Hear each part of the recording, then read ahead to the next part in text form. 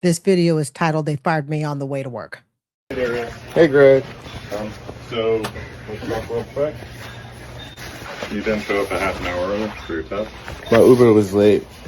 I don't know if there was traffic or whatnot, but But you didn't text me either. I didn't. Okay. And you obviously are late to the regular. I don't think that we can continue on. Okay. So you fired me on my way here, knowing that I was coming? I didn't know if you were And coming. then you had me study for a test off of the clock that we were didn't know supposed if to you were take. coming. You knew I was coming.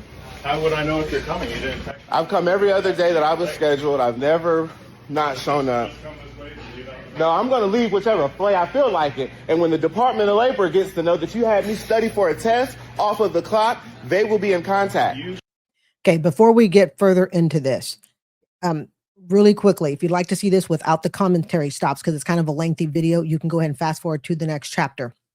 Then you can watch the TikTok straight through. Don't forget the 3 boxing bells tells you that the commentary section is over and you're entering the no commentary quiet zone.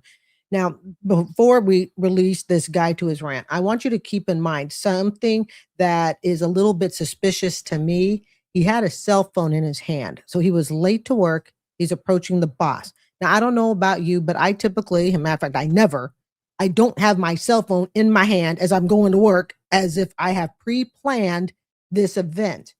So he's basically being let go because the boss says he's been late more than once.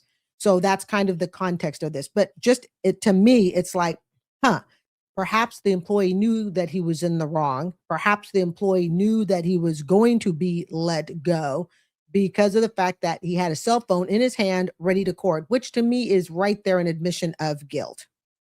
Should have already Greg, studied for the test. move out my way.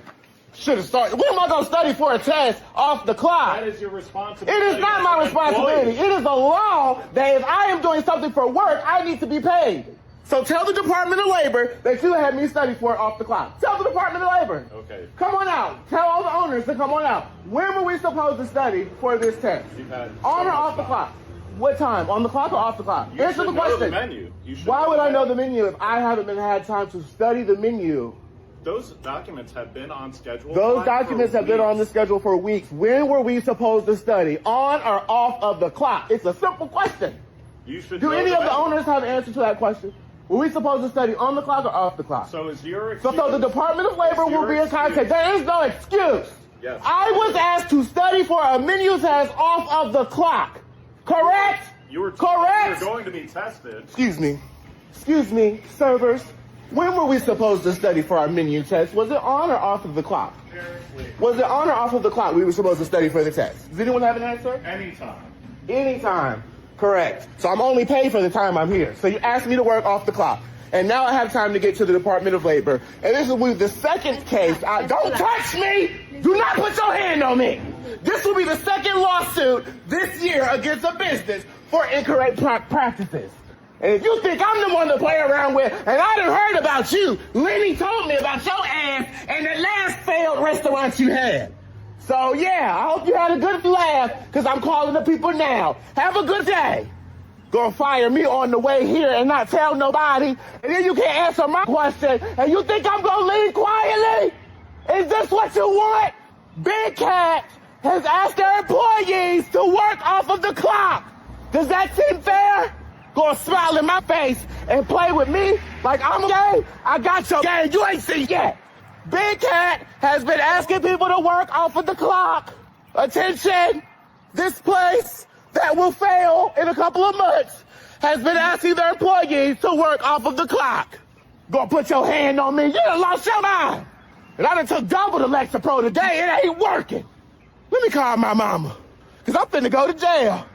Had the audacity to let me come down here to fire me, and then you can't answer my question? Yeah, I ain't gonna let this one go. I'm sure not, and I'm gonna sit here and wait for the bus. I could call an Uber, but I'm gonna sit here and wait on the bus. Since we wanna waste my time and have me work off the clock, what now? Oh, ain't nobody got to say you wanna smile, you wanna give? I know how this go. So anyway, I'm going back home, and this video will be sent to the Department of Labor. All right. Yes, I am fatigued. And I'm sure many people are fatigued, but it makes great fodder for the channel. All right, let's go ahead and break this down, folks. You know, something I have learned at my age, and I didn't even have to be this age to learn it. Sometimes if you want to be heard, standing and making an ass of yourself in the middle of a lot, hoping that somebody will listen to you. Clearly he filmed it with his phone, so social media, the public. But sometimes when you stand and you scream and you yell at the top of your lungs, you really make yourself look like the idiot more than you do the person you're trying to shame. So, and we see that a lot on TikTok, somebody screaming at the top of their lungs and all of that. And in very, very rare cases, can I say it was actually justified? I'll give you an example where it is justified. I don't know if you saw it, but there was a clip played, a year, maybe a couple of years back, even, and a lady, she had to put her in maybe her 50s or so, had worked her third shift at a hotel, and the hotel fired her, at the end of her shift. And I believe she had worked the overnight shift because she had set up breakfast for everyone. And then the hotel said, hey, thanks for basically setting up breakfast and doing your entire shift, which, was labor intensive work. And she just flipped out and threw the entire breakfast buffet on the floor. I would say just about everybody agreed with her. I'm not saying it's the right thing to do, but I can say I understand it. But in this particular case, no, I don't understand it. And he said some things that are concerning. Now, like I pointed out earlier, fam, I said it's interesting because he had a cell phone in his hand coming to the job, like ready to record, because the cell phone was in his hand before the boss came. So this tells me this dude's been late often enough. And as you're sitting there waiting for the bus to make your labor department appointment, hey, not shame if you're taking the bus. I've taken the bus many times, all right?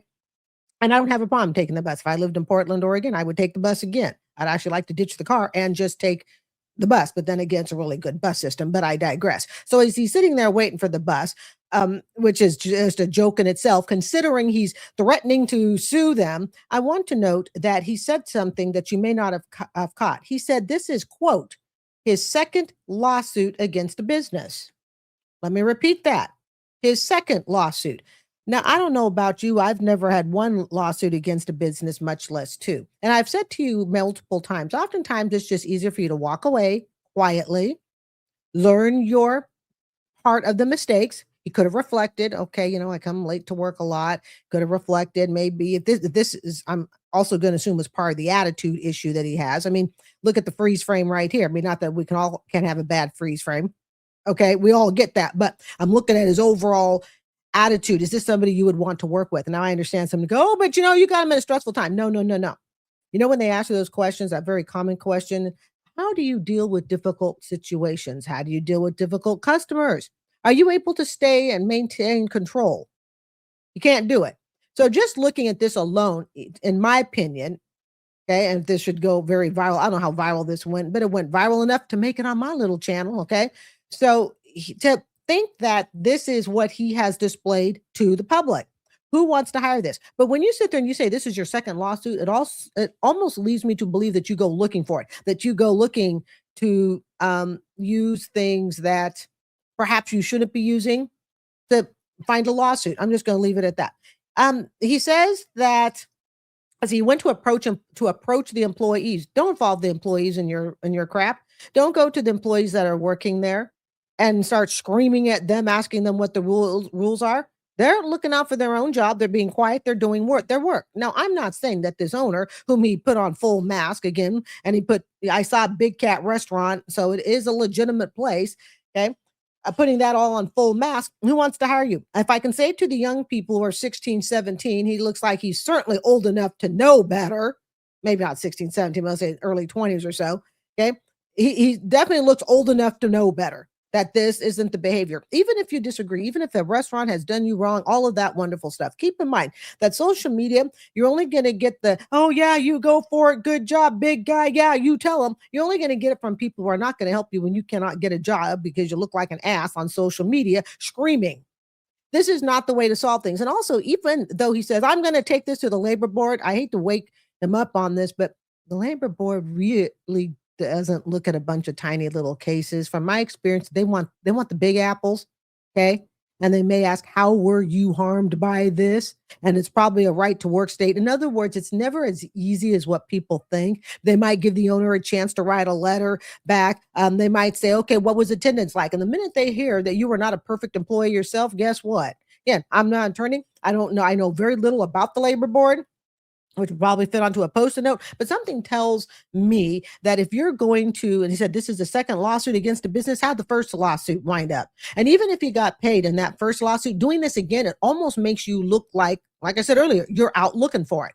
Okay. So let's say you did get some chump change off of that. Well, every time you sue a business, it's going to get harder and harder for you to get a job because you look like a jackass, screaming at the employer and then involving the employees into it. I mean, that's just morally wrong, in my opinion.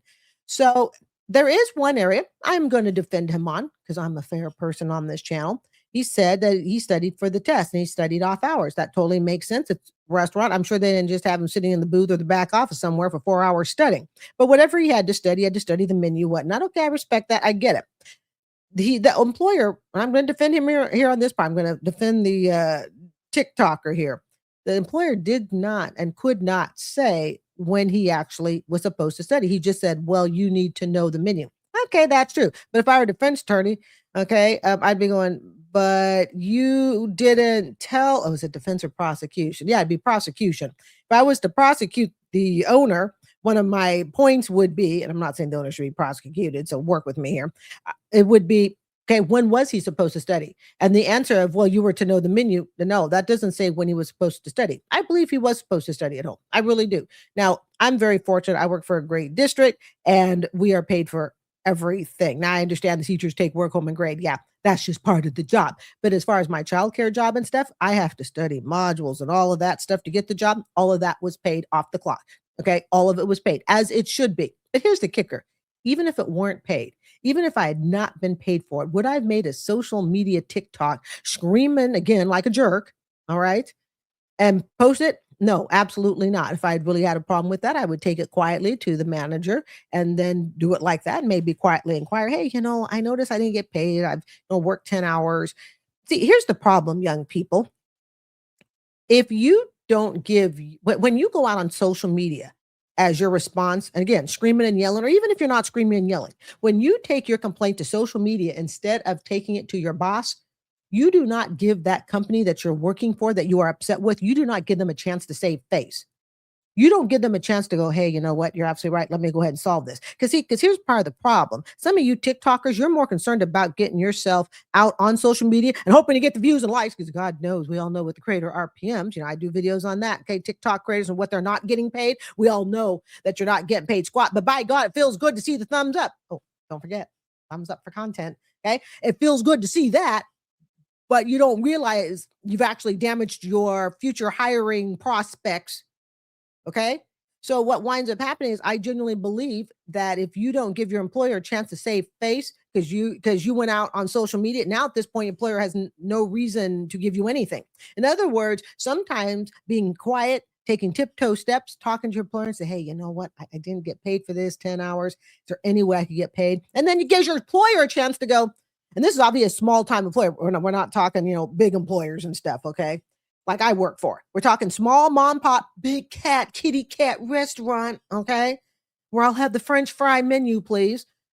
You don't give the employer a chance to save face, where the employer might actually reimburse you for that cost because, the employer thinks about it and goes, you know what, that is against labor board rules. Hey, you know what, John, I got you. I'm going to go ahead and pay you for it. Instead, you take it to social media, blab to the whole world, show the boss's face, show the restaurant, the whole 9 yards. At this point, why does the employer need to work with you? They don't. In fact, you're probably going to get the employer to double down and say, oh, okay, sure, but let's look at your record. You were actually being paid for time perhaps that you weren't there. You're supposed to be on the clock from this time to this time. You showed up late here, late here, late here. You called out sick there. See, before you go and slamming everybody else for their faults, you might want to make sure that you are in line, that you are the perfect employee. Even with perfect attendance for 3 years, I am not the perfect employee. I do my best, okay? But would I stand there and scream to the entire world everything wrong with my job? No. And I cannot tell you young people this enough. Quiet, silent, tiptoe. Solve your problems through the chain of command. You will most likely get a better response. And here's the kicker, okay? Even if they don't give you the response you're looking for, even if it winds up where you're like, I'm out of here, guess what?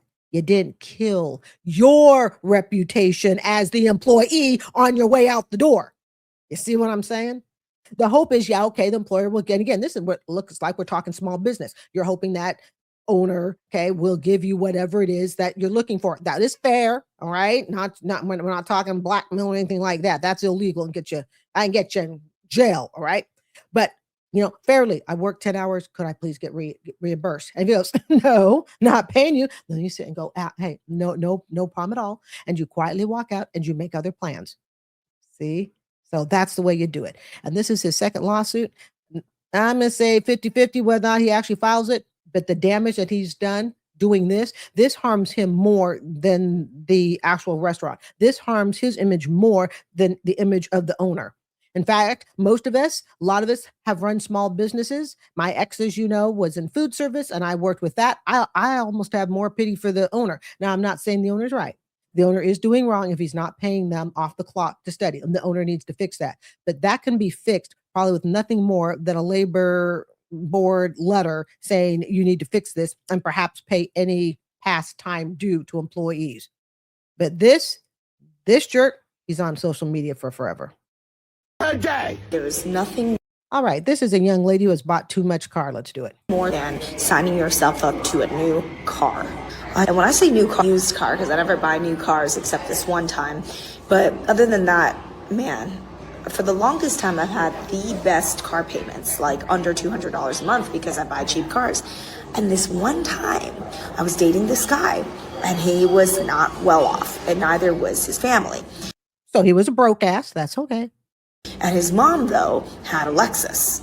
And I just thought, man, if broke people can have nice cars, would it kill me to treat myself one day and have a nice car too? At this point, I've had tenants that drive better cars than me. And so I said, you know what? If all these broke people aren't even paying their rent, aren't even paying their bills, can afford it, how bad could it be? Let me upgrade my car cost. So then I ended up selling my old car to a friend for under market value because I'm nice. And I bought a new car. I got a Lexus SUV. Meanwhile, my dad is also like, who's also broke. My dad's, get a new car, you deserve it, you owe it to treat yourself, you're a young girl, you need to tell everyone that you've made it, you need to have a nice car, so that when you go to business meetings, people can respect you. So I ended up getting a Lexus, obviously a used one, but it was $10,000 more expensive than my old car. So instead of paying $100 something a month, my car payment jumped up to almost $400 a month. And then after that, I ended up totaling the car a few years later. I'm not saying that has any bearing on the car or the cost, but my point here is that what did I get out of it? First of all, it's number one, don't copy what broke people do. If broke people drive nice cars that they can't afford, if you're rich, don't even buy cars that you don't need. You don't even need to prove it to them. I could just keep driving my $15,000 car. Who cares what other people think? I let the opinions of sheep influence me. And I regret it. I didn't particularly like that Lexus. It was so small. The NX SUV, tiny. Was it safe? It was safe, but which car these days doesn't pass really strong safety standards? I never buy used cars over 3 years. So, long story short, don't copy what broke people do, man. An employee. All right, really quick here. All right. When I worked at insurance and I had a little car, I had my Datsun B210. Okay, this is in the 90s, early 90s. I had my Datsun B210. I worked in an insurance company in Oregon, Portland area. And people used to make fun of me with it. And there was literally just the, oh, yeah, look at this car. This car is so old. As I've told you before, I had to put bags of kitty litter in the back to keep it from fishtailing. And whenever I drove up and down I-5, I couldn't do it if it was really raining because it was just going to blow off the road. And God help me if a semi came by and it was raining. So I stuck 5 bags of kitty litter down in the hatchback area. There's a lot of pressure. It can feel like a lot of pressure, imaginary or real, when you are young and people are making fun of your vehicle. I never made fun of people's vehicles because I'm not a car person. So, whatever you want to drive, as long as you can afford it, drive it. It really just, I'm not a car person. Sports cars, I just don't care. So, which is probably a good thing because it keeps me in my Toyota Corolla. I'm just not a car person. Hey, you know me, I'm lipstick, makeup, what is it? Lipstick, makeup, and perfume gal. All right. But she says she got pressure from her dad.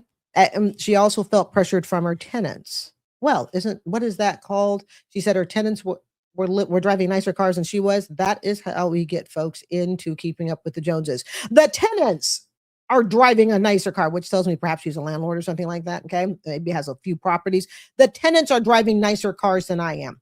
That pressure that you feel is all your insecurities and is all your imagination. And the neat thing is, once you've been broken back, if you've learned stuff, okay, especially over cars, as you know, I had my repo in my early 30s, never done that again, never had a credit card bankruptcy since my 20s, and never had a repo again since my 30s. So I guess I learned. And then I had a foreclosure in my 40s. Oh God, life has been great financially, but I digress. But that's how you get into lifestyle creep. Your lifestyle creep, to me, it's not really internal so much. It comes from what you see around you. And so when you get into a nicer job and you go and you're wanting to work your way up. I know when I worked at this one insurance company in Oregon, I did not have the money to buy the type of clothes that they wanted. And I was told to buy nicer clothes. With what money? I had just gone through one bankruptcy. I was getting ready to go through another, hypothetically. I had no money. And I remember one person pulled me aside, beautiful Black woman. Okay, I'm sure she's long retired by now because she was, at the time, she was probably at least 15, 20 years older than I am. And she, took me by the hand, and I can tell today she was trying to mentor me. I didn't really understand it back then. I mean, she didn't directly say, "Hey, I'm going to be your mentor." Okay. But you could just tell she was trying to guide me. Probably something that would have been like an older sister figure. But part of the problem is I wasn't all right in the head. Okay. I was just getting ready to enter a very bad, almost 10 years of mental illness. Okay. Good 5 to 8, I'd maybe about 8 years of mental illness. So I wasn't all right in the head, and I was not really receptive to somebody trying to guide me. But what I did know is they made fun of my car with the Datsun B210 hatchback. They did. I won't say they made fun of my clothes, but I certainly wasn't wearing suits. But I was smart enough, having gone through a bankruptcy, to realize I didn't have the money. And this is where the lifestyle creep and pressure come in. And to me, if I had to do it over again, I would buy one blue suit, one black suit, and I would mix and match them. That's exactly what I would do, darn everybody else's budget. But people can feel a lot of pressure to spend money they don't have, and they justify it too. How did she justify it? My tenants drive a nicer car than I do, so they seem to be affording it. But how do you know that? Did you open up their checkbooks? Did you actually look and see what they actually have? I had someone, oh geez, in the last couple of months, tell me that so-and-so, I like to keep things very vague, all right, for people's personal identity. They said to me that so-and-so's business was making such and such money and how rich they were. And I asked them a question. This was an adult saying this. I asked them a question they didn't like. I said, have you opened up their bank accounts? And the response, I'm talking to another adult here, okay? The response was, no. Honest conversation. I said, have they shown you their IRS tax returns to make sure they're not behind? No. I said, so how do you know that they're making all this money? And the response was, but they said so. Now, you got to understand something. Just like her looking at the car thinking, well, they're tenants and they're driving a nicer car than I am. She's assuming that they have more money than she does. We don't know. I don't know their budget. We, where I live, we have anything from, a Cadillac all the way down to my Corolla. But we aren't opening up each other's budget. So you don't know what people are making. So what happens is you spend money on crap that you don't need to try to keep up with the Joneses. And all of a sudden you find that you're the one that's broke.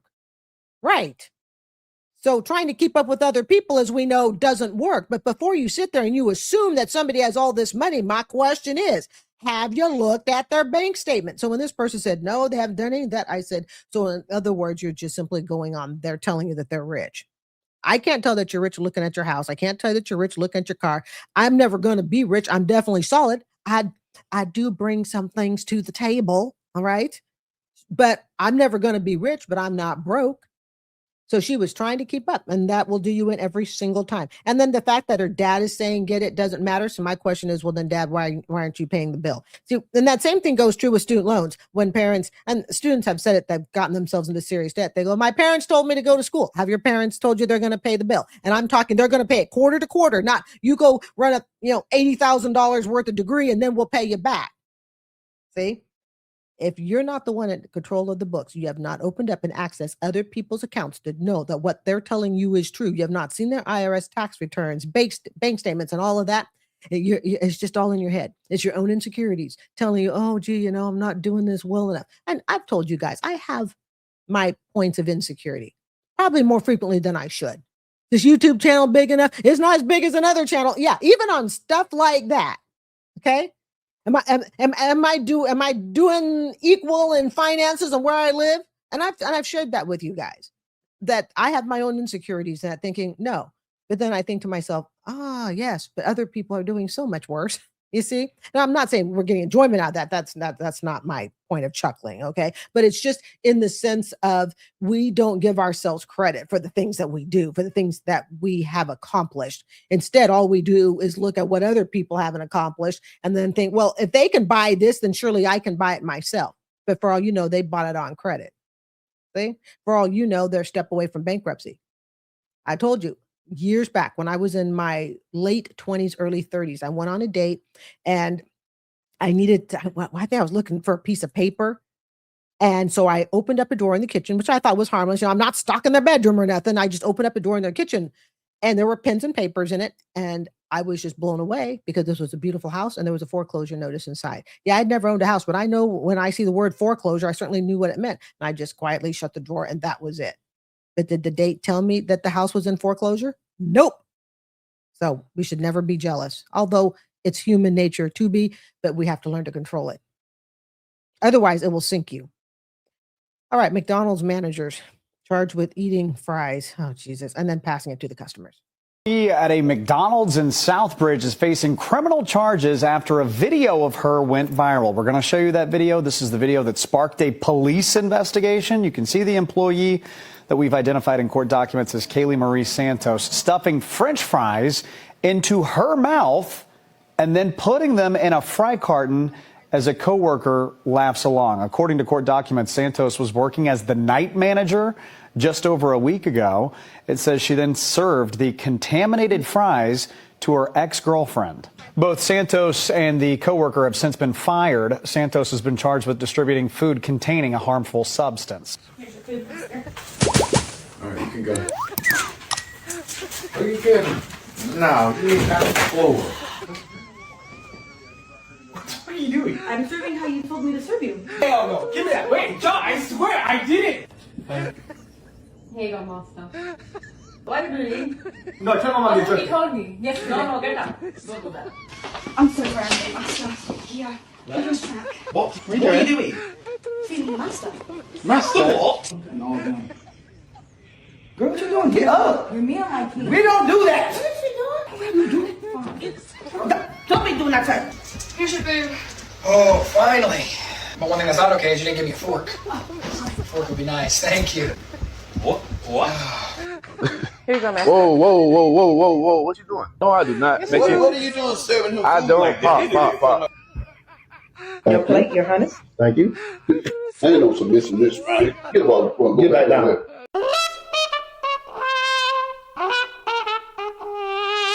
Caption reads, too many of us are becoming single Black mamas with more than we need to do better 100%.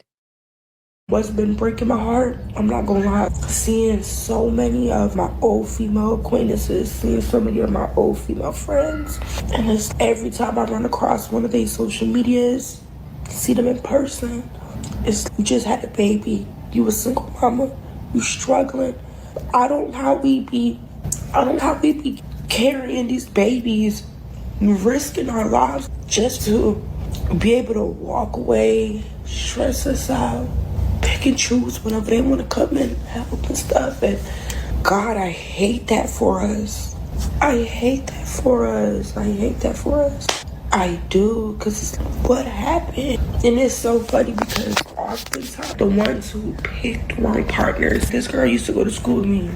Elementary through high school, we graduated and all that. And she'd be talking about how she be struggling, how she's a single mom, how she's this, how she's that. And I know her. She had a rough upbringing, a very rough upbringing. And that kind of makes me think about myself too. I've had a very traumatic upbringing, you feel what I'm saying? That forces you to look for love in the wrong place. You find peace in all that chaos, you feel what I'm saying? And that's why I feel us females stick around long enough to the point where we do end up getting pregnant, we do end up this, and we do end up that. Oh, y'all know how he was before y'all had the baby. But man, we gotta do better, man. And I'm only saying that because I'm pregnant again on my second baby. I catch myself looking at my BD from time to time, and it's not even wanting more, but just, you know what I'm saying, just wanting more to life.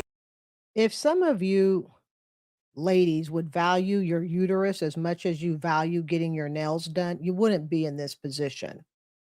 I understand it takes two people to make a child. I get it. And I understand that, oftentimes, especially when you're young, the fathers walk out and then they go and they pregnate other women, and the cycle of poverty and desperation repeats itself. But here's something, young ladies, you don't have to be a statistic.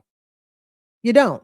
And the problem with this girl's come to Jesus for a minute speech is she can't walk it. She isn't walking it. She hasn't walked it. And statistically, she will have a third child.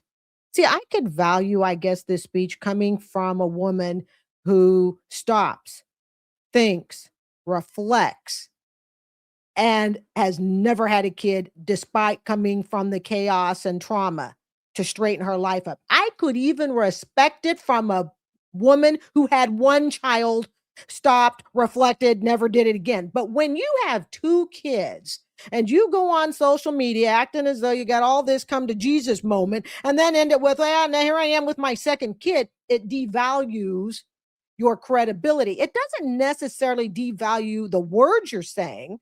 I get the words. I mean, I wrote it down here, okay? Quote, I hate this for us. You hate it for you so much, you went ahead and you did it again. See, the problem is a lot of these young mothers, they spend more time reflecting on, who, what, when, where they're going to get their hair done, when they're going to get their nails done, when their next spa, when their next trip is. And they spend 2 minutes thinking about, gee, who am I going to have my child with? Priorities, ladies, priorities. And again, we can blame the men, but I want to give you young ladies food for thought. Guess what? You have control 100% over your body. You got that control and you have the ability to say, no, no, no, not tonight. Thanks. Not today. Thanks. Or if nothing else, they got science now. We can use protection. And I believe you can even get it for free. Yes, I believe you can. Are we that afraid to be alone? Are we that afraid to go, oh my goodness, if this guy isn't with me, and you're an 18, 19, whatever, young baby mama, or you want to be a baby mama. See, ladies, you don't have to be a statistic. So, while I respect the words that she said, to me, it has no credibility coming from her. Okay. It'd be like me sitting there and telling you guys about, broke and bankrupt and how to spend your money. And I'm 58 years old, almost 59. Thanks for the birthday wishes, by the way, you guys, for those who have been leaving them. And then going, guess what? I'm still broke. I'm still bankrupt. And you know what I learned? I learned that because I didn't plan on saving and I didn't plan on a career, you know what? I realized that's why I'm in the hellhole I'm in right now. Yep, I'm still broke and bankrupt. You could look at me and go, oh, great, you learned it, but you learned it a little too late. It's the same thing in this situation, sitting down and having that reflective conversation.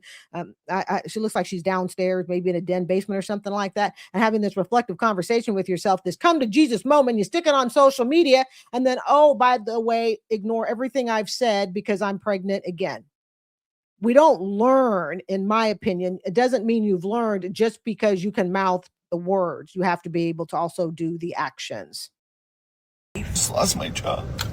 Okay, this guy is not a social media headache, but as you know, I put SMH, social media headache, under I put off videos that really don't deal with begging or student loan under social media headaches. And this guy, I really feel for. So we're gonna be kind. All right. They said they love me and they think I'm talented and delightful, but I just wasn't keeping up with the workload the way they need someone to, which it was a lot. And I was getting really stressed and overwhelmed because it's going to be okay. Because Jesus is still on the throne and God is my provider. It's sad because I really actually liked this job and I liked this team. And I've worked probably harder than I have in a long time at doing well at this job. And to not have done anything wrong, but just to not be a good fit is, I don't know. It's like a double-edged sword. Oh yeah, it's not that you did anything wrong, you're just not a good fit. And it is like a very niche type of thing. Just started paying my rent bill back. Just started feeling like I was getting on my feet financially. What's been breaking my heart? Hold on, I just accidentally messed that up. Let me see if I can slide this out having to edit tape. Someone to, which it was a lot. And I was getting really stressed and overwhelmed because it's going to be okay. Because Jesus is still on the throne and God is my provider. I'm sad because I really actually liked this job and I liked this team. And I've worked probably harder than I have in a long time at doing well at this job.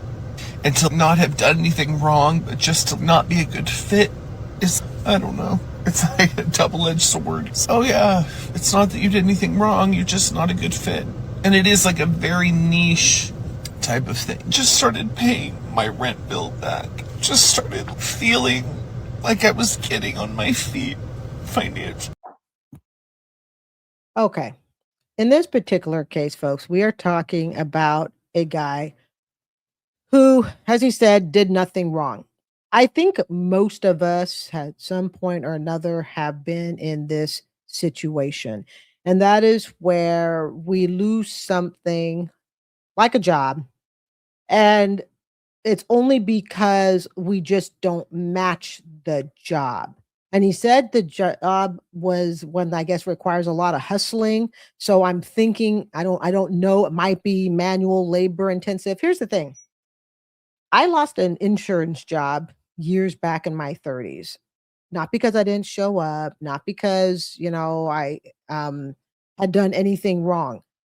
I just didn't groove with the job. It was just what they were looking for and what I had to offer, even though I had, almost 4 or 5 years of insurance work before it. And I remember when they let me go, it was so devastating to me. I almost passed out, and they had a extra room. It was like a little break room. It had a couch, and I actually had to go lie down on the couch with my manager there, and she was as nice as could be.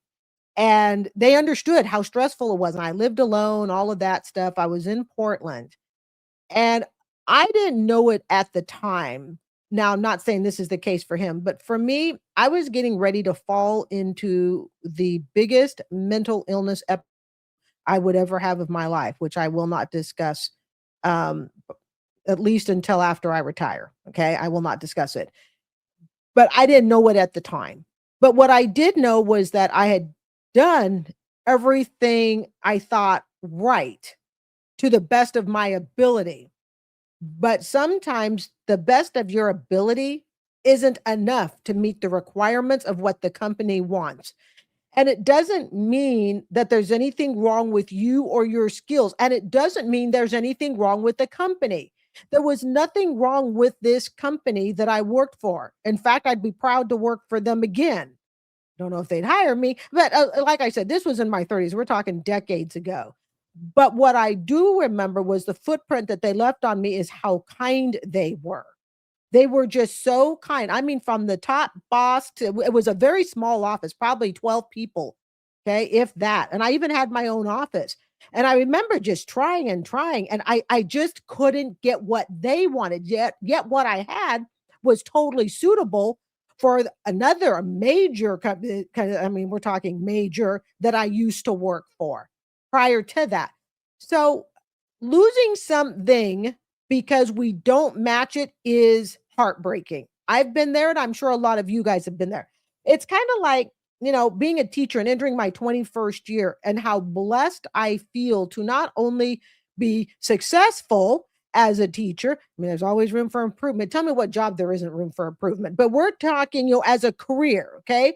Not only am I successful with what I've done in my career, how hard I've worked in my career, the ending dedicated hours to it. But there was, when I first started, there was always that, geez, am I going to match?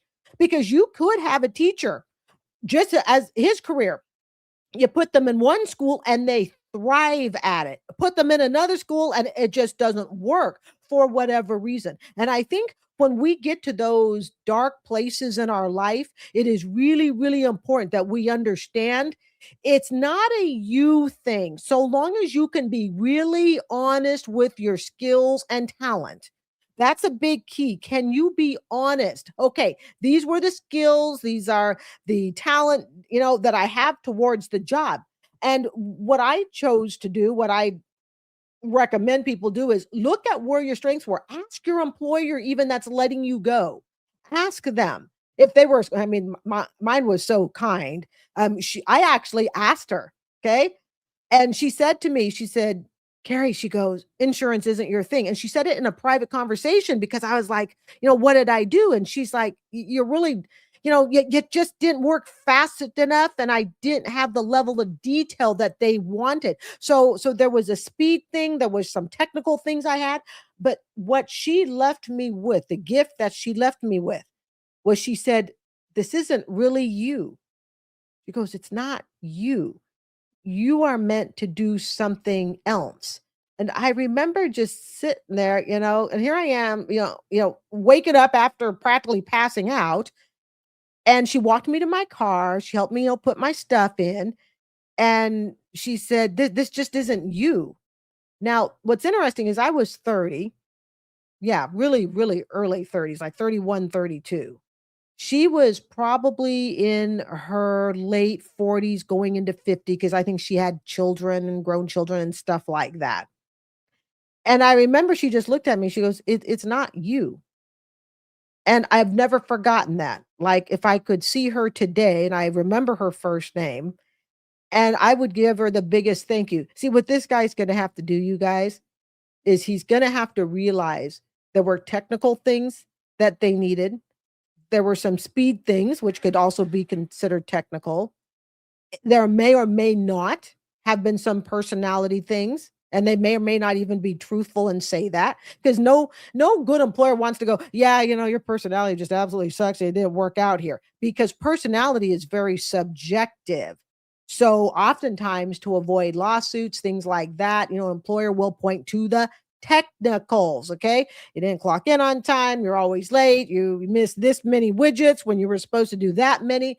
But all we can do is learn from that situation and try to move forward with it. And it hurts for a while, but it's my experience that if you're really, really honest with yourself and you really, really look at what you have done in the job and you compare it to other jobs you have done. See, is there a track? Is there something that's missing? Do you hear the same refrain over and over and over again in different jobs that you do?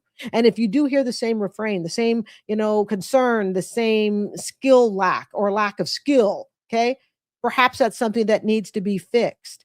And if you have a chance, if there are people there that will be really, really honest with you and ask you, what is it? Did I do something beyond just the technicals? They might even give you insight that involves personality. And this doesn't mean that it's a bad thing, but what it may mean, because our personalities are ego and we want to defend that, of course, who doesn't? But what it may mean to a person who can stay open-minded and can listen, it may mean you're actually in the wrong career.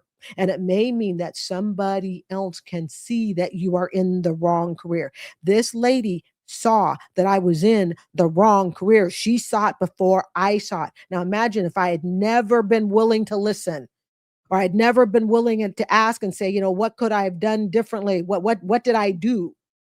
If you're never willing to ask because you think you have all the answers and you know all the answers, then you could be missing advice from people who genuinely care about you. Genuinely. There are people in the workplace that genuinely care about you. There are people in my workplace I genuinely care about. You see? So I feel the guy's pain. I could practically cry along with him because I understand what it's like to be there. I get it. And I think a lot of us actually get it. But what I'm going to tell him is, hey, you know what? Give yourself time to grieve. Give yourself time. You've earned it. Okay. You owe it to yourself. Take a day or two to grieve, but then stop and, tell yourself, you know what? This isn't going to hold me back. It's only going to move me forward. and use the things that they have told you. But the willingness to listen is something that can be difficult for a lot of people. The willingness to listen. And yes, for all the yakking and talking I do, clearly I listen because I wouldn't be in this situation in my life where I am today without listening.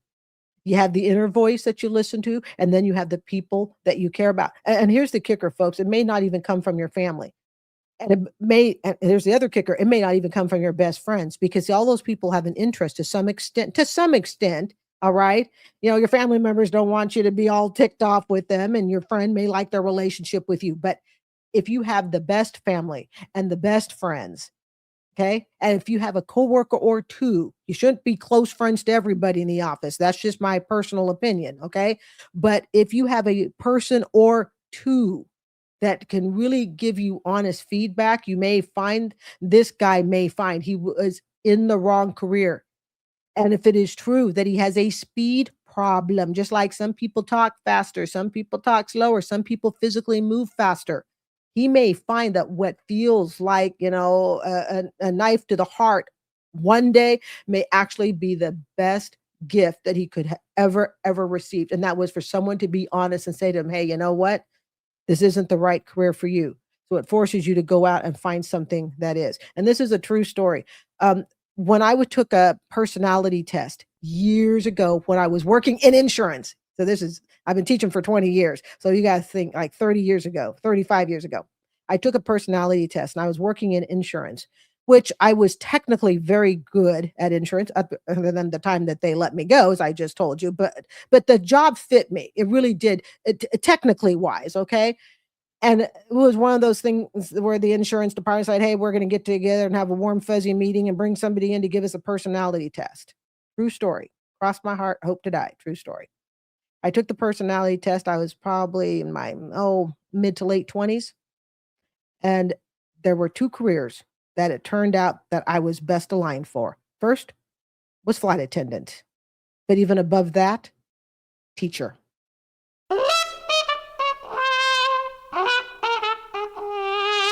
This caption reads, past mistakes haunt you, prevent future regrets. Social media headaches. Let's do it. I am in tears right now because these apartment complexes that I applied for, they based on income. They called me and they asked me, was I still interested in the apartment and is it okay for them to move forward? And the screening process, and of course I told them yes, it's okay. And once she did that, she see that I'm denied the apartment. I'm denied the apartment. The reason why I'm denied this apartment because I got this bullshit on my record and I can't get nowhere to live. And it's like, what else do I need to do? I'm so tired of this shit. I'm just tired. That background catching up with you. You was young. You made some dumb decisions, and it's catching up with you. Then I just left the interview, and they denied me too, saying that they're not going to be able to move forward due to because of stuff that's on my background. So, do you remember when we were talking about the PPP loan stuff and people were getting money that they weren't supposed to be getting? And for some people, it just seemed like it was an endless supply that nothing would ever catch up. Or when I talked about people who had felony records, a difficult time getting a job. And one of the warnings I gave is, on social media, you don't see the repercussions of criminal activity. You see stupid videos. And I've said it before, come with me to jail, or you'll see someone who's gotten out of jail. And it's like, oh, you know what? And I've seen this. I'm out of jail. Everything is good. I've paid my debt to society. I'm moving forward. And they make it seem like moving on is no problem. And I have warned and warned, and I've said to you, it is a way bigger problem than you think it is. And we've seen videos, not just this gal here on the screen, but we've seen other videos like it. And they're in tears. And what are they in tears about? They can't get a job. They have a criminal record, felony or misdemeanor. They can't rent a place, felony or misdemeanor. And of course, the misdemeanors are way less serious than a felony, but even a misdemeanor, depending upon what it is, how fresh it is, and all of that, you can lose a job over it. You can be denied housing over it. There is no such thing as, breaking the law, paying your penance behind bars, and then just going out to society as if all were forgiven.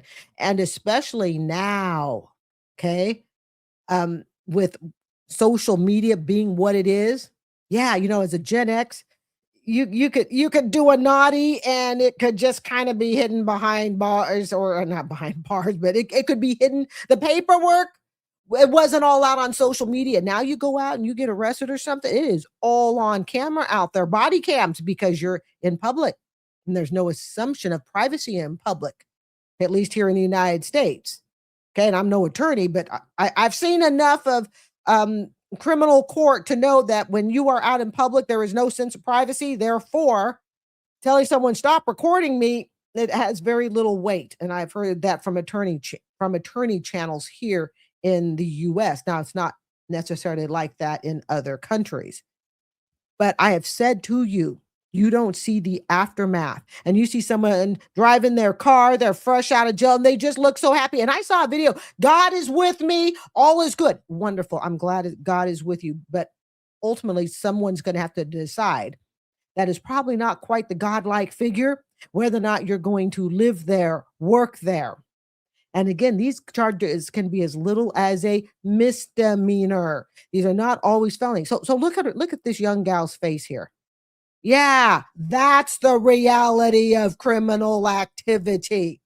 And she doesn't say what she did, but I'm going to assume, okay, for keeping myself out of legal issues, I'm going to assume that whatever she did was serious enough that she has been denied housing and a job. I don't know if it's a felony or a misdemeanor, but when you have a look like that, it's not because you stole 5 cents from the candy store. But even then, that's enough. Again, if the record is fresh, if the record is not expunged, look at Lala. Lala, by her admittance, okay, the beggar Lala, she says she has a drug conviction. Look at Chpt. Chpt talks about a record. I don't know what the record is. I might go sleuthing and finding out. Hey, this is somewhat of an investigatory channel, family, okay? But they all seem to have something in common. They have records. They have things that they have done that are not so easy to get over. And this is why young people, you got to stop thinking that, you can go out, break the law. And then because you see one idiot TikToker who makes it look like, oh, there are no repercussions afterwards. Nah, they're not showing you this face. These are the repercussions. And I don't know how long ago it was, but she's young, but in her mind, whatever she did, whatever offense she did was far enough back that it shouldn't matter anymore. That is not the way the law works. And unless you can take that record and get it completely expunged. And the hard part with today's day and age, like I said, it's all out there in social media. So you can get that shoplifting charge, that stupid night that you beat somebody up. Okay, you can get those charges dismissed. Okay, but the problem is social media exists for forever, and we know it's happened. Somebody's called up, and I know this has. Somebody's called up an employer, or people have and said, "Oh, look who you just hired." The employer goes, "Oh no, we can't have you after all." This is the face of truth and honesty, of the repercussions of when you do something, whether you were young and dumb or older and dumb, it doesn't matter. And this is what leads people to become one of the paths that leads people to become TikTok beggars. Nobody can hire them. Family don't want to deal with them. They don't want to bring that. My roof is of peace. It is enlightening peace. As a matter of fact, I installed colored light bulbs now in every room in this place. So all I have to do is say Alexa, because if I say the name, she'll start talking, okay? And, change it to green, red. I bring zen and peace into my world as much as possible. This is not zen or peace. This is someone who is just in utter shock that whatever she did was serious enough. It is not yet expunged, and she can't get ahead. That's reality. man I was seeing said he doesn't want to see me anymore Mother with 7 kids. because I have 7 kids. Why didn't you tell me that 3 months ago? You knew that 3 months ago. You're telling me 3 months in that it's because I have 7 children that you don't want to date me anymore? And this is what I'm talking about when it comes to men, is because they will play you like a fool. I'm for the kids. They're okay with it. They don't mind it. They don't mind it. They obviously mind it. They minded and he played me like a fool. And he wants to tell me now that, oh, well, I actually am not okay with 7 kids. You could have said that 3 months ago instead of wasting my time. And I told him I want more kids. Yeah, I'd like 1 more child. Before I'm done, I would like 1 more. One of them's talking in the back right now. And he said he'd cool with that. He'd like another child too. He's a baby dad himself. He has children. He knows what this is like. He knows what dating with children is like. I just don't know why he doesn't want to date me now. He probably, okay, yeah, I think she said he has a couple of kids, whatever. He doesn't have 7. He probably gave you the benefit of the doubt. Matter of fact, I'm going to say this guy probably gave you more benefit of the doubt and courtesy than most men should. Again, understanding he's also a single father himself. You know, you don't have to be the train that everybody runs through so that you wind up barely looking 25 years old and 25, 30 years old, and you have all these kids and no father figure. And with how easy she sounds like she's willing to date people, I think we can pretty much bet these are not all from the same men. You know, it is okay to close the legs. It is okay to say, let me assess what I've got going on right now and let me focus on the kids I have so I can give them the best life possible. It is okay to not have to be a player. She talks about him playing her. How many men has she played? And she's like, and I want another kid. I'm willing to bet what happened is probably on the surface, he was genuine and said, hey, you know what? I think we can probably work with it. And then he put his kids together, your kids together, and probably went, I don't want a family of 9, 10 kids to support. I don't want it. And so he did the right thing, the honest thing. And he said, you know, I've tried dating you. I just don't think this is going to work like I thought. That is a man to be commended for his actions. If he wanted to play you, he could have strung you along and then dumped you like all the other baby daddies that have apparently dumped you. Have some self-respect, woman. Have enough self-respect that you can actually say no. That you can actually go, you know what? I don't need another guy getting me pregnant so I can have my 8th kid. Remember, I told you guys, you know, for those of you who think it's all, oh, I just hate the black women who have kids. What I tell you, I told you when there's a white woman, a Hispanic woman, or any other race of a woman that does the same thing, I'm going to call them out just as much. Just as much. Here you go. See, so we can put those thoughts and ideas away. Think, and oh my God, she only talks about the black women. Okay, you don't have to be a tramp. You don't have to have such a big ego that the kids here are lying in your pockets, because especially with, and I'm telling you, she's lining up her pockets, all these kids. If it's not public assistance, it's all the baby daddies paying into it. It cheapens you. That's just my personal opinion. And so I think he did the respectful thing, and he looked at his own kids and he said, you know what? I need to provide for them, and picking up a woman with 7 more kids. No. Yeah. Do you guys think that this is right or wrong of him? Well, I've already given you my opinion, so I'd say tell you to close your legs. Because personally, if you don't want to date someone for having 7 kids is one thing, but to lead him along. He didn't lead you along at all. He was very honest with you. All right, check out this car call. Holy cow, let's do it. This is Gideon here. Gideon, this is my husband was there yesterday. He bought a car. He put a deposit on a car. Okay. He was supposed to buy a car for 5 people. There's 5 of us. Instead, he went there and bought an $80,000 sports car. I don't know what the he's thinking. I don't know if he's going through a midlife crisis or something, but I want this deposit back. Do you know which car he put a deposit on? I don't know. Some Dodge something. A Challenger? $80,000 car. Yes. He was actually supposed to call me when he got to the dealership to discuss with me, because that's what couples do. I don't know what he's thinking. He's an idiot. All right. So a mom, an upset wife / mom is calling in. The husband was supposed to buy maybe a minivan, SUV, whatever, for a family of 5. So they got 3 kids, mom and dad. And he goes and he buys himself an $80,000, probably 2-door sports car. So she's called in and she's furious. And again, I put in captions to make it easier for you to understand. Okay. But she's furious and she's calling the dealership saying she wants her deposit back. Okay, you know what? Give me a little bit of time. I'm going to just talk to the sales team. I'm going to find out who dealt with him, what car he bought. I'll give you a call back. Couple of hours, Gideon. I'm waiting for you. Thank I'm you. waiting. Thank you. If not, I'm going to be changing the locks on my doors. Okay, let's all stop there. And I've discussed this. Guys, before you sit there and you go, I'm changing the locks on my door. If they have legal right to the residence, they can bust the locks down. They can call the locksmith and tell the locksmith to remove it. They can break a window, although insurance probably won't pay for the damage. So keep that in mind. You cannot lock someone out that has legal right to your residence. Let's all get over the stupid women who say things like, well, you know what? I'm just going to change the locks. Dumb. And I'm saying women because it's usually women that are doing that. Really? He can come home and hire a locksmith and undo it. What are you going to do? Well, I'm going to call the police. And the first thing the police are going to say is, who is legally allowed to live here? Legally. Think about it. If it can be with a freaking tenant, which is why I will never be a landlord ever.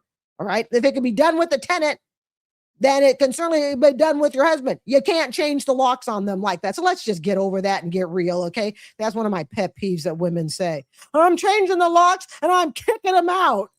Oh, yeah? I told you, I will defend men on this channel. I don't want you to do that, but okay, thanks. She's saying, I don't want you to change the locks. So after talking to the sales guys, I figured out which car he put a deposit on. It's actually the 2018 Dodge Challenger SRT Hellcat wide body. This guy didn't mess around. It was okay. That's definitely not a family of five. Hey, throw in the comments. Should the dealership give the money back to the upset wife? Really went for the top dog. I honestly can't say that this is a family car. At the end of the day, that's his choice. I'm just going to see if I can get his phone number because we need to straighten it out and know what we're doing. You sold the Challenger Hellcat, right? Yes, I did. The wife just called freaking out. She doesn't want the husband to buy the car. Did he mention anything about that? No, he didn't even see he was married. No way. Yeah. Oh boy. Okay, this guy's going to get in trouble. He didn't even mention he was married. Ooh, okay. I think the relationship's over. You mind just texting me his number? I want to give him a call. Yeah, sure. I will. Thank you. Hi, is this? Yeah. Hi, it's Gideon from Toronto Auto Brokers. You came in yesterday. You put a deposit on the Challenger. Yeah.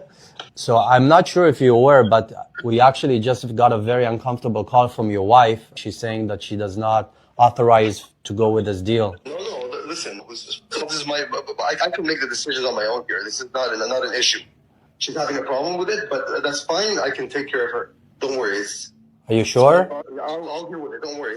I've always dreamed about having this car, and she's not going to stop me from doing it. It's my money. Yeah, okay. Thank you. I He says he's always dreamed of having this car. appreciate it. Thanks. Thank you. Thank you. Saying that's my dream. I'm the one paying for the car. I want to go with this deal. On the other hand, we have the wife freaking out and saying no matter what, she does not want this car in the house. I'm not a marriage counselor, but I would never want to break up a family over a car. However, the husband is an adult. He came in here and made his own decision. The car is going into his name. I was with a partner, I won't say who, and they went to go take a vehicle and buy a $300 part. That was the agreed upon goal. We're going to pick up a $300 part. Well, I was at work. I get a call saying, hey, I just spent $500 a month on a car. I'm not going to say what brand it is. It's not important. And it's going to last at least 5 years. That was 13 years ago. Yeah. We had agreed that to go pick up a $300 part for him to go work on the car. I get a phone call. We're in a $500 a month car payment. Needless to say, that relationship didn't work out, but it wasn't just that. That was just one of the tipping points. I'm going to tell you this, my personal experience. When a man is over a relationship, he does not care. Let me repeat. It is my experience, ladies. When a man is over a relationship, he does not care where the money goes. And they also don't care how frivolously it is spent. Now, of course, it could go the reverse as well, but we're looking at the relationship as far as it deals with this call and my personal experience. And so when he can say, hey, I may have 3 kids and a wife, but I want this, whatever it is, sports vehicle, okay, or sports vehicle like, I want this car and I'll just deal with her. I just don't care. The dealership has every right to sell the guy the car. The dealership, like I said, he's not there to play marriage counselor and make your wife happy. That's not the dealership's job. The dealership's job is to sell cars, pure and simple. Hey, Miss Edwards? Yeah. So, okay, this one says scammer gets caught after using someone else's account to purchase $2,375 worth of wine. Quote, my friend added me to the account. This is from one of those police body cams. Oh, I love these. well, there's a little bit of an issue with the account that you're claiming. I'm not claiming I was added to the account, but if it's an issue, you can give me my ID and I'll speak with the account owner. How do you know the account owner? How would I be on somebody's account if I didn't know? I'm on several accounts. I do. How are you on several Because accounts? my friends add me to their accounts because they don't drink the wine and I pick the wine up for them. So you're saying that you spoke with the person who's on Can the... I have my ID? No, not right now. Okay, Who I'm not saying anything. Who If is it's an issue, who is the account holder of this Her name account? is Michelle of that account. Okay, where does she And live? I'm not about to give you any information. I'm done talking. So am I being charged with something? Hang out for a couple minutes, okay? Yeah. They can't give you information because they don't know. All she's allegedly has done is defrauded somebody's account. Sometimes I wonder if it's an inside job because she's at a wine store, okay, like one of the ABC type, somewhat high-end wine stores, because I'm looking at bottles after bottles. At least I think she's at a wine store. I think I could be wrong, but I think she is. And the police at store, well, whose name is on the account? Where do they live? I'm not telling you all that because they can't. Yeah. What's going on? Because they say this is not a cool. They are now outside with the police. She's talking. Y'all got my ID. Yeah, I know, because the person who put you on as secondary doesn't know who you are. Okay, I didn't put myself on there. Sir. Okay, who did? She put me on there clearly. Okay. How can I get put on how when she doesn't even know who you are? I'm not about to do all that talking. If she don't know who I am, just give me my ID. I didn't go on the computer and put myself on her account. How do you know her? I'm not about to answer all of those questions. I have more than one account. I have my own account and I have other accounts. So why aren't you using your account then? Because she asked me to pick the bottles up clearly. Why would I be using my account if she asked me to pick the bottles? Where does she live? In Kansas. In Kansas? Yep. No, she doesn't. Okay, well that's fine. They must be in another separate state. That's what she told me. So, can I have my ID? You're being detained right now. I'm being detained? Why I'm being detained? I'm being detained inside of Cooper's Hall? Why you so close? Because it's I'm three of talking. y'all. Yeah. Okay, you can step back. I Okay, feel so I'm a the black thing. woman. Yeah. And I feel a little bit. Okay, so what can I explain to you? You can explain to So- me, but I want you to step back behind that line. I'm not 'cause going you to. Okay, you too close. I'm going to move back. Okay. You don't have to keep moving closer. So they Go ahead. they made contact with the person you're claiming that you were authorized to, and she said she did not authorize you, so you're going to be placed under arrest for retail theft, okay? Can I get my phone? Wait. Yeah. My daughter right here. Her lie doesn't even make sense. How many people are under multiple accounts at a store? Even if you had a business account and your personal account, how many other accounts would you have? You wouldn't. Let her get my phone on my phone. Yeah, I'll talk to her. Come here, come get my stuff. Anything illegal in your purse? On your purse? Get my purse. Get my phone. Yeah. Saying for 341. Is there a female? Get my phone.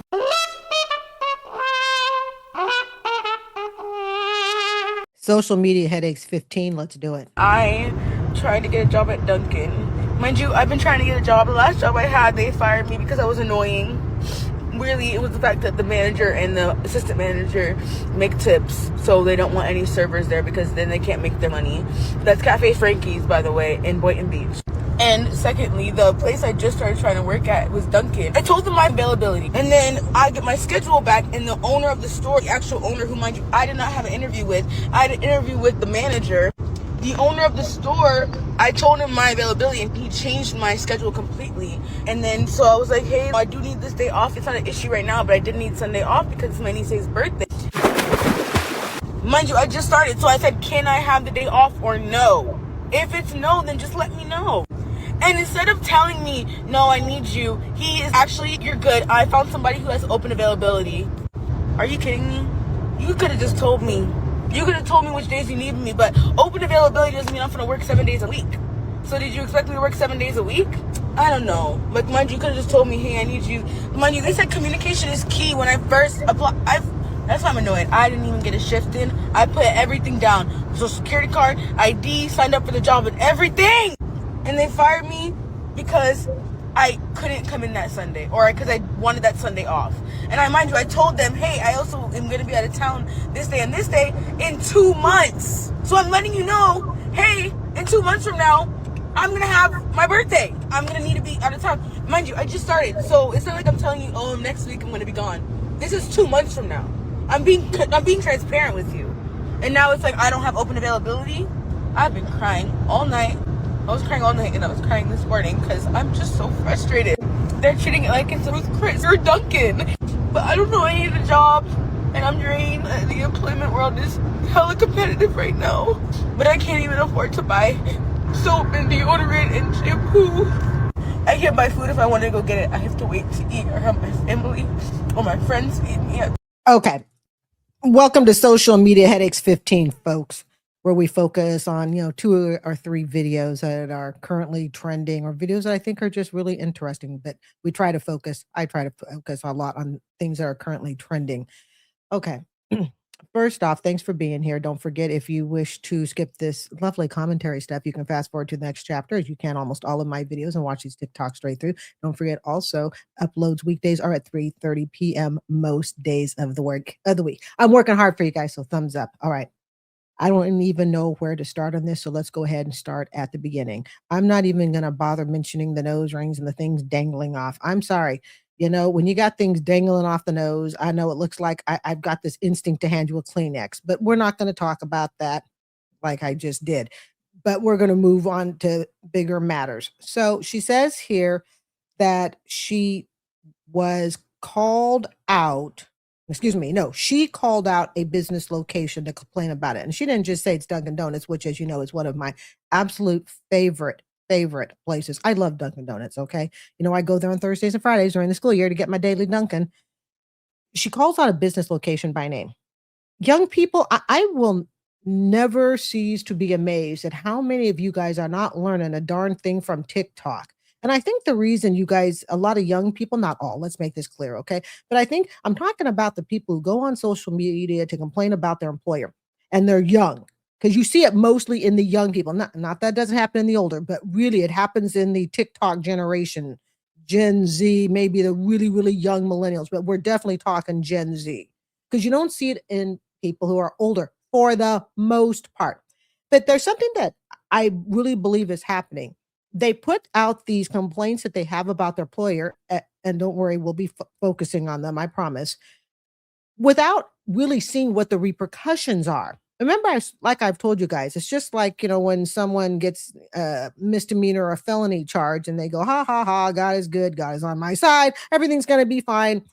And they show you as they hippity hop to jail, and then they hippity hop out of jail. And you think in your head, if you're young and really naive, oh, well, you see, you can go ahead and commit a crime, have records and charges, and it doesn't hurt you. And then you see somebody else crying, wait, when I can't get a job, I can't get a place to live. Okay. I can't live within 10 miles of whatever, because there are consequences.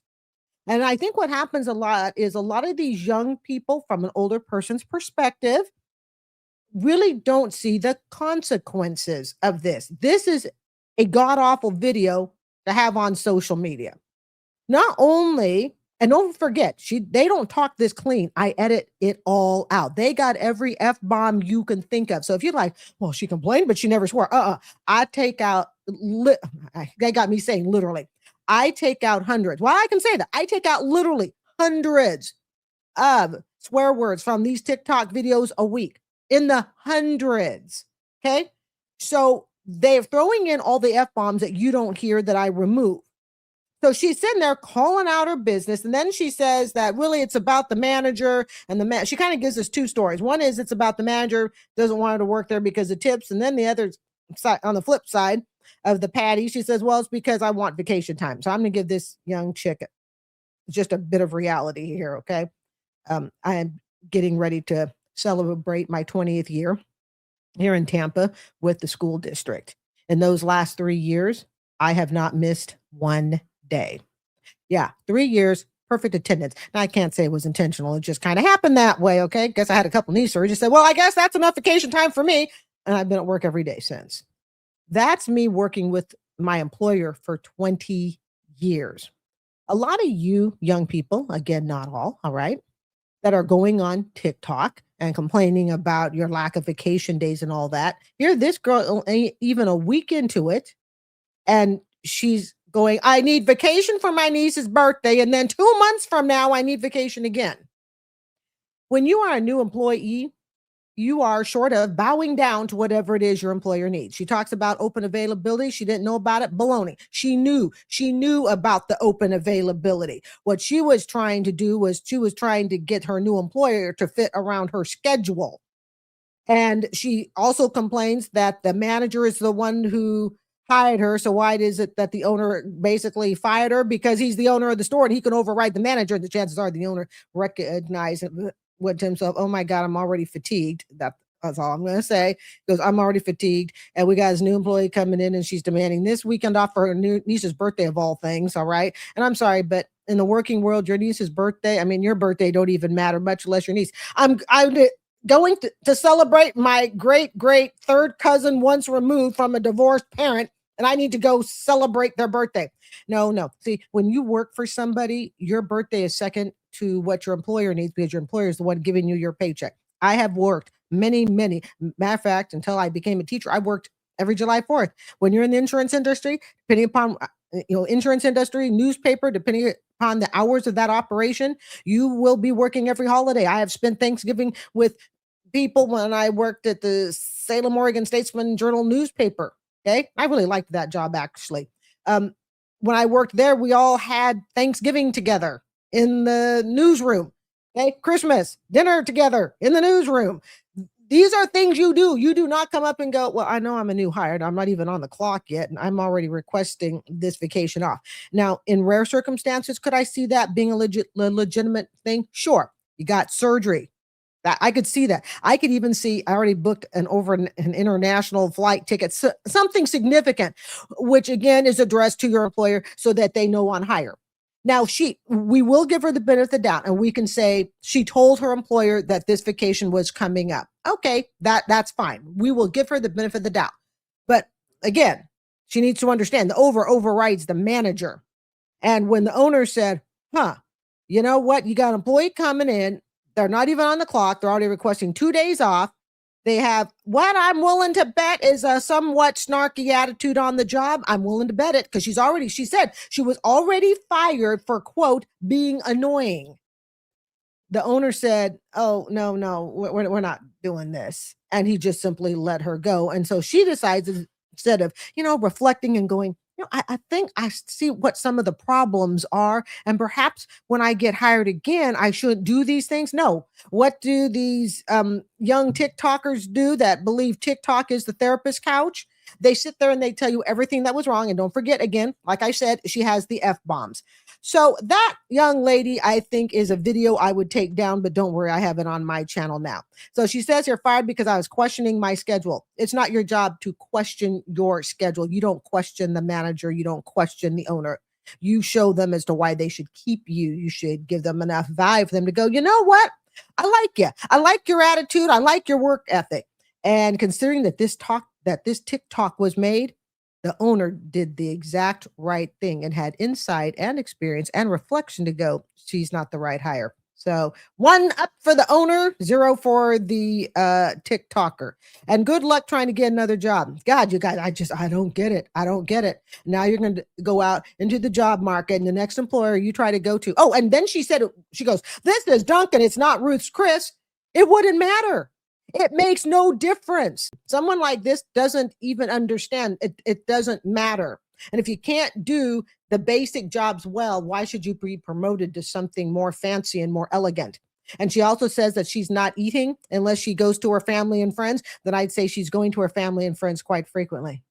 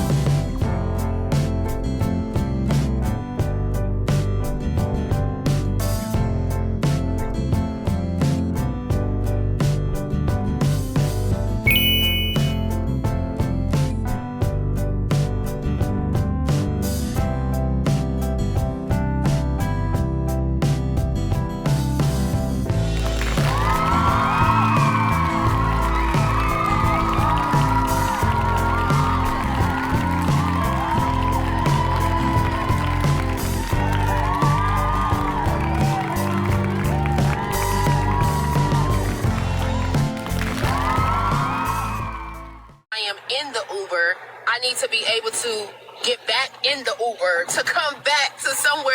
All right. So You heard that correctly. This is May 20th, 26. Yeah, she got out begging and now she's coming back begging. oh, that's the long and short. They are giving me to 12 o'clock to be able to extend my stay.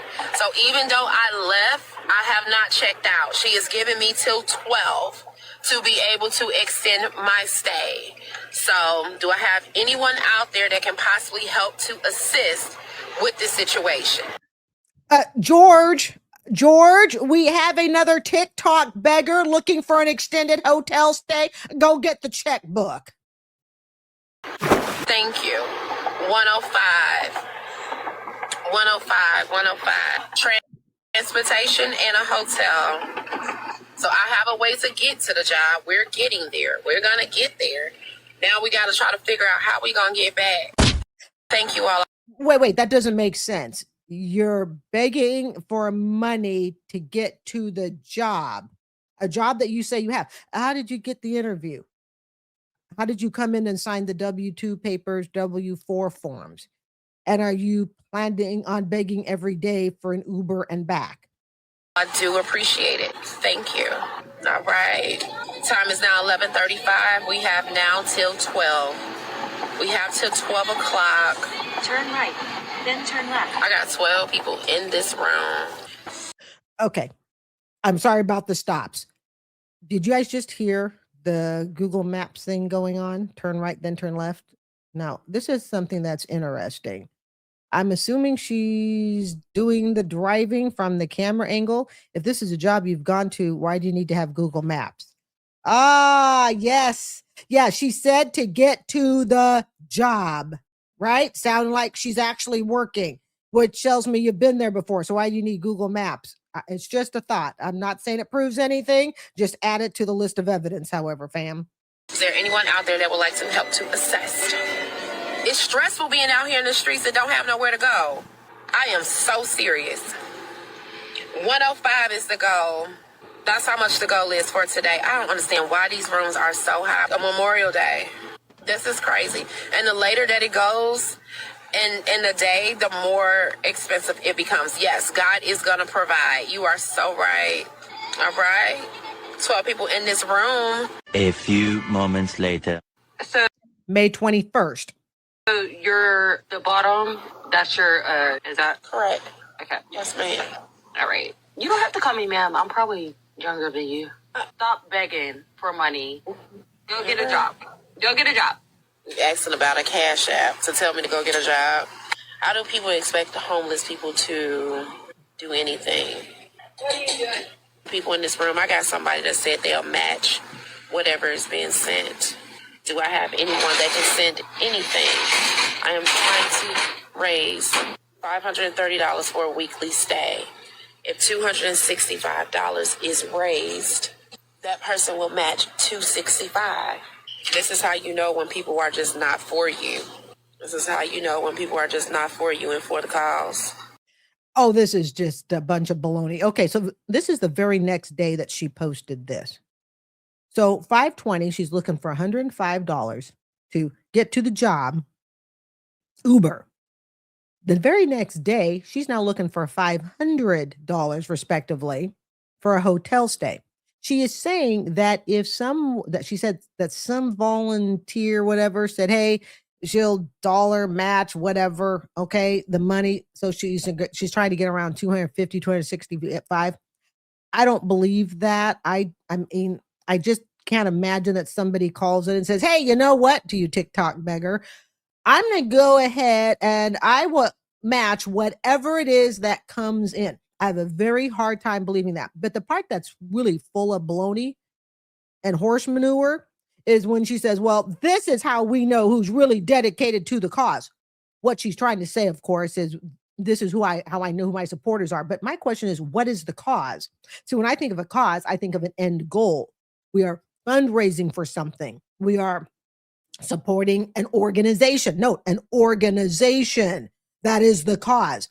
It is not a cause because you're a lazy bum, don't wish to get a job, and you live your life on social media, TikTok begging. That is not a cause.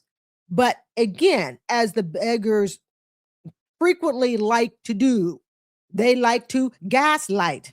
That is gaslighting, in my opinion. You're not donating to me. You are not supporting my cause. What is my cause? My cause is I'm quote unquote homeless, don't like to work. And even though if you are single, you should have more work hours available than anybody. You're not even strapped with kids, at least I think. But either way, her cause that she wants to see is her audience donating to her lifestyle. Because as soon as she gets 500 for this hotel week, she's going to need another one. What happened to the days, fam, if you just panhandle for a quarter? Because I can't even get, not even, since she has said that, it has not even been one person that has come back to say, let me send $5, let me send $10, anything to that nature. $530 is what's needed for 7 days. It don't seem as if that anybody is trying to help me seriously get off the streets. People aren't obligated to help you get off the streets. It's a hard fact of life. They're not. And this is where you have to use your brain, your organization. And my question also is, what put you on the streets to begin with? Like if we were to start at the beginning, what actually got you there? And then that you're there, it's not people's obligations. There are organizations you can go to. Now, don't get me wrong. If I have a friend in tough need, okay, I am more than happy to help a friend in a one-time situation, tough need. But here's the problem. This is chronic that she has. This is a chronic case of unemployment. It's a chronic case of laziness. Social media has allowed people who are already lazy to take lazy to the next level.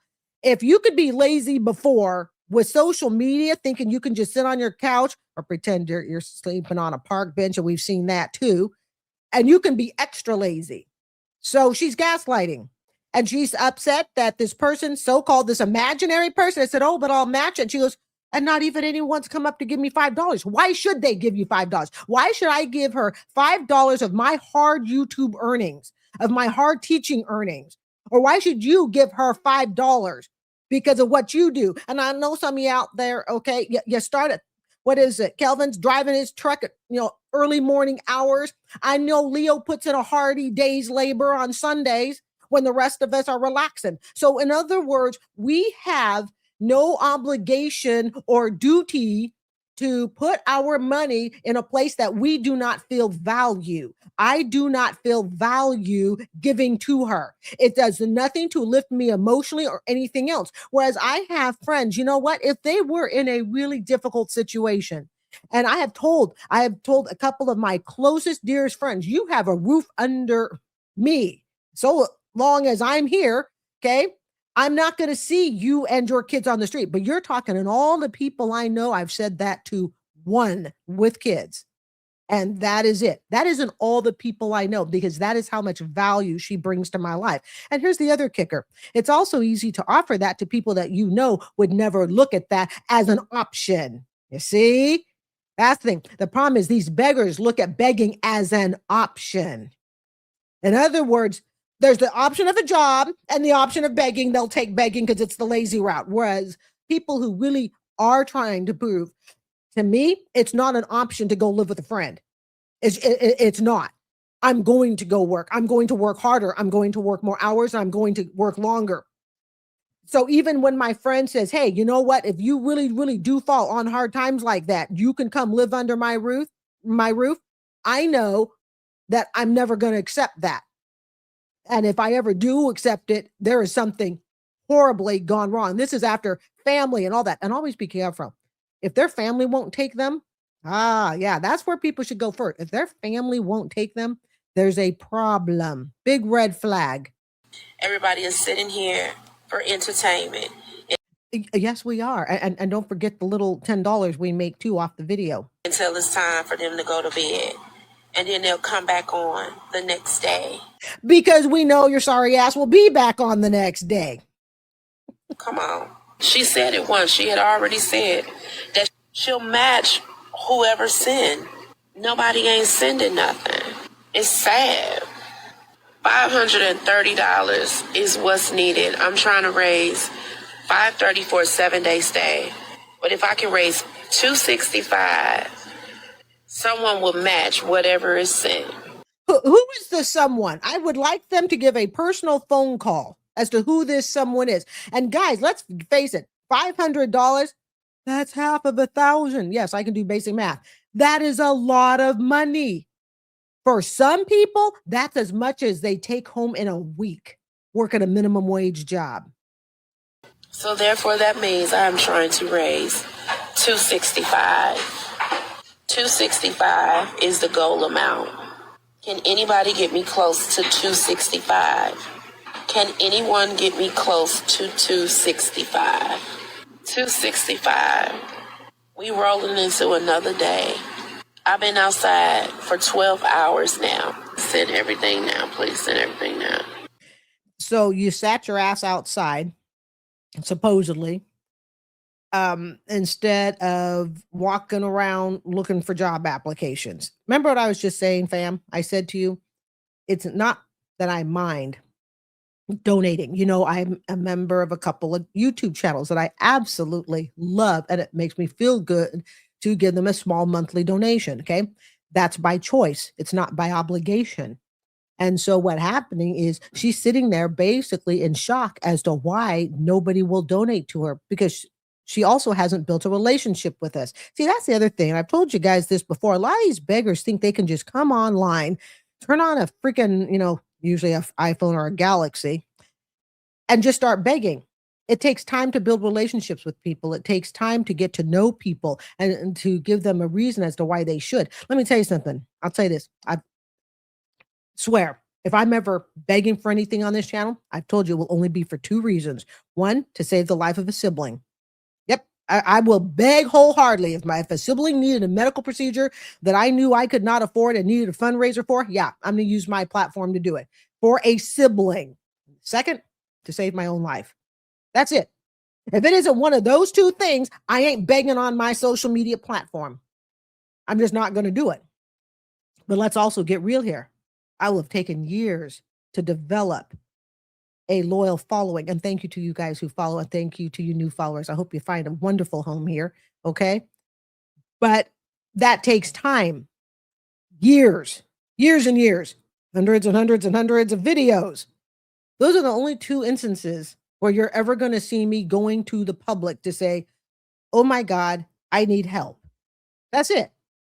These beggars want you to donate to their lifestyle without building relationships, without having any sort of foundation. And the problem is everybody else is busy working on their own bills, covering their own cost of food.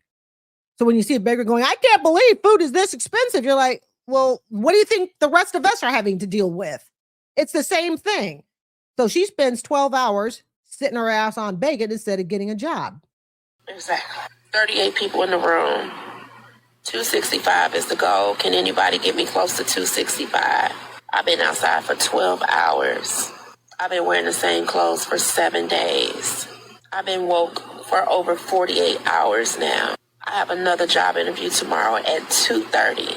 I have nowhere to get there, nothing to wear. I smell like outside. 265. Is there anyone that can get me close to 265? This is crazy. 265. 265, that's just 2 days. People fail to realize 265 is just 2 days. If I raise enough money to go into a hotel room today, that means at 12 o'clock tomorrow, I will have to raise that same money. When I got somebody here that's saying they'll match 265 out of 36 people in the room, minus 6. Wait, so they would match 265 respectively, so you'd have 5 days. But what are you going to be doing in 5 days? Yeah, right back on begging again. Remember what I said? You're funding a lifestyle. That's $8. I got 30 people in the room. You telling me out of 30 people in the room, everybody can't send $8? Thank you, Toy. Everybody can't send $8. That's less than 10. Everybody can't send $8. I can't be. The entitlement is unbelievable. The entitlement. Everybody can't send $8. Oh, by the way, we are up to 71 deposits. 71, mark it down, fam. 71 holiday deposits into your personal private holiday club. So in December, on December 1st, you can crack it open, but not until the channel tells you to. You got to do it on December 1st, okay? But the entitlement, that's only $8. Well, then if it's only $8, you know it, go get it yourself. This is pickpocketing entitlement. You work so hard for your money, but it's only $8. So I want you to work on behalf of me. I can't tell you guys how many times I'm up at the computer deck at 11 p.m. And I wrote one of you guys wrote like 11 p.m. a couple days ago. And I managed to see your note because I just happened to be online. And we were like both up. Yeah, I am up late. Okay, trying to make it, I'm slowly, making it more user-friendly. And I've made small changes to the channel that I think will make it better for you, me, and everybody else. Okay, it's increased the uploads. Yay, thumbs up for increase in uploads. All right. But it's only $8. No, it's only me working till 11 o'clock. It's only Kelvin getting up at 5 a.m. It's only Leo going to work on Saturdays. Okay. It's only Susan working 24 hours a day. I could name. Oh, if you want me to know what you do for a living, you kind of got to put inside the comments. Otherwise, I don't know. It doesn't have to be specific. It can be just general. But what I'm saying is, you shouldn't drive that mile. You shouldn't drive that mile for someone who doesn't appreciate it. You shouldn't drive that mile, spend that extra dollar, work that extra overtime. Okay. I shouldn't stay up till 11:30 p.m. All right. Making videos, doing content to give it to someone, I'm using the nice word, who says, well, it's only $8. No, it's only our time. It's only our efforts, our labor, our talent. That's what it is. Don't ever lower yourself and your talent to doing what a beggar thinks of it. To a beggar, it's only $8. To you, it's your hard work, it's your blood, your sweat, your tears, and you don't owe that money to anyone, not a beggar, not a prosperity person or anybody. It's yours. You keep it. You keep it. You spend that on things that are of value to you, on people who bring you value and joy, on things that bring you value and joy. That's what you do with it. Oh, let me show you something real fast. Hold on. I'm going to show you something. All right. This is not to show and brag, but I'm going to show you something. That is, for the very first time ever in my life, it is a designer collection of Lancome lipsticks. There's about 12 of them in there, not counting the beautiful Lancome eyeshadow that I'm now wearing. Okay. I waited until this last month. All right. Actually, no, excuse me. It's 360. Yeah, it's about designer collection of 12. Okay. Now I'm this is not bringing brag. I'm trying to prove a point. I have worked on YouTube since 2019. The channel is finally starting to reward me. Not lots and lots, but it's finally rewarding me for 5 years of working for nothing. And I mean zero. And then the first video, as you know, that I made was less than $1. I have put in, since 2019, countless hours on this channel. And if I even take away, we'll just take away 1 year where I was kind of lazy on it and didn't upload much. Even if I took away that year, I've been on the platform running on 6 years. So that's still 5 hard ass years. I bought these lipsticks over the last 2 months. Probably what I just showed you is about a $500 collection of Lancome lipsticks, very specific to Lancome. And I think there's a Fenty in there also as well, which I also love. But Lancome, as you know, has been my dream. Between the makeup, the lipstick, this is all Lancome.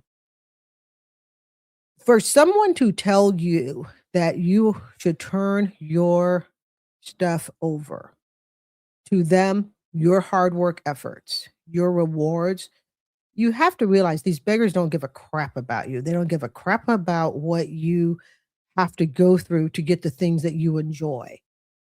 I waited till I was 58 to buy my first designer perfume, as you know, Estee Lauder, November 2025. I waited till I was 58 to buy my first collection of real lipstick. I'm talking full-blown designer Lancome. Eyeshadow that I have on today, I bought that last week. It's also Lancome. Runs about $30 a tube. I think I've got on 2 different colors. I have worked and worked and worked my ass off to get this stuff. And there's something about beggars who just feel so entitled that they don't have to do the same thing, that somehow or another, everything nice that we have was just given to us. No, I have worked. I work pretty much 7 days a week between my teaching job, which is number one, the one that I have to hold most loyalty to. Obviously, that's the bread and butter. But then this YouTube on the side here. Okay. People who are beggars and say, give me your money. No, there are 10 of you in here. I'm only asking for $8. I'm only asking for $5. It's because they haven't put a day's of work in their life that is meaningful. All they're struggling to do is just live to the next day. And that's partly because of addiction problems, some personal self-motivation problems. I'm not here to diagnose it, but what I am here to tell you is that everything nice that you have worked your hiney off, you have the right to enjoy it. You have the right to keep it. You know, I have a perfume collection now of 25 bottles. Yes, I have spent a little hearty amount of money the last couple of months, but it's all mine. It's all paid for in cash. It is all mine. And I have worked and worked and worked, and I've worked for free. Okay. And I continue, even with the pay that I do get now, I ain't rolling in it. Okay, compared to what other YouTube creators make, I still make nothing. But you know what? If a day's worth of YouTube buys me a Lancome lipstick that I want to have, then I'm going to do it, and I'm not deterring it over to somebody who devalues it. Do not allow anyone, whether it's a TikTok beggar or not, do not allow anyone to ever devalue the work that you put in for the things you have. And I don't care what is you choose to spend it on. To some people, that's a stupid purchase of lipstick. I'm not big into golf, okay? Whatever it is that you value, though, whatever brings you some pleasure after you have worked your ass off on something and you've done it for years and weeks and months, you have the right to it. And these TikTok beggars, when I tell you it feels like they are pickpocketing you, no, I mean, it feels like they are pickpocketing you. Because they want you to do the work. They want you to give up the nice things that you have, that maybe you are saving for you, your children, or a friend, or whatever. They want you to give that up. You know, one of the best things that I love about my financial situation today, I can afford to take people to breakfast. I can afford to take someone to lunch and just say, hey, you know what? This is on me. I've never been able to do that. Yeah, see, it's not all about me, but it's about what is it that I want to spend my money on. These beggars have no sense of shame because, you see, they don't want to do the work that it takes to put into something. They don't want to do that. Instead, they want you to do it, and they want to write off of it. And that, to me, is absolutely disgrace, and it's absolutely shameful. And then when you do get something nice, it's like, oh, well, you know, gee, I wish I could have someone hand that to me. It's interesting. I had someone tell me once that they would love to have a YouTube channel that made them a little bit of chump change. And my first, there's an adult that told me that. We weren't enemies or anything like that. Okay, we were actually friends. And I said, how would you like to work for 15 hours a week for the next 5 years for no pay? And they just looked at me. Yeah, that's what I did. 5 years, 15 hours a week, no pay, 600 videos before I even got my silver play button. Yeah, that type of work.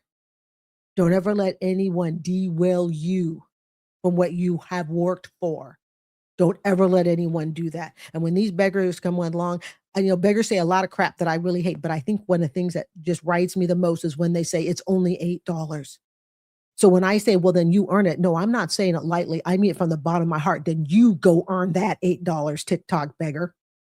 Mad at them because I'm outside. You get what I'm saying? I'm outside with light shining in my face. If everybody send $8, that'll get me to $265. She'll match the other $265. 72 deposits. I'm asking for some help. Help is needed. Help is needed. I don't have an apartment. I am not in an apartment. This is what I'm saying. It go from one extreme to the next. This is why I be having headaches. Do you seriously think if I was in an apartment, I got time to sit here and talk to people about trying to get in a hotel? I've been in a hotel all week for the last 4 days, sleeping in the car. Come on. Six-figure girlie has seen me in person. I am not in an apartment. Come on, who sit outside all day and night? Eventually you won't get tired. I'm talking about $530. I never did say that I didn't want help. That's why I'm here. I'm confused. I'm outside throughout the night. Go to YouTube. I need everybody to go to YouTube. Go to YouTube. Why do you think I put the YouTube handle up there? Thank you. Daddy De Niro, thank you. Thank you for the follow. Hi, you need help with your hotel? Yes, I have someone in here that's saying they'll match whatever's been sent. I am homeless. I've been out here homeless long and short for a while. I have more videos on my YouTube, but $530 would get me 7 days in a hotel. So basically, in other words, whatever has been sent, someone would match it. So whatever's been sent, I'm trying to accumulate $530. That's just the long and short. So wait, 530, how long would that keep 7 days. That's it? 7 days. Okay, look, I was trolling you before, but I feel bad for you. Thank you, I appreciate it. Can we figure out how to do a work from home job? If you have information, you most definitely can inbox me. As for right now, I would need to try to stabilize somewhere to be, and then I can work towards that. As for right now, I'm going on interviews every day, and there's nowhere for me to come back to. I don't want you to think that way, to where it's like, I have to have interviews, I don't have a place to stay. You have that. You can speak it into existence.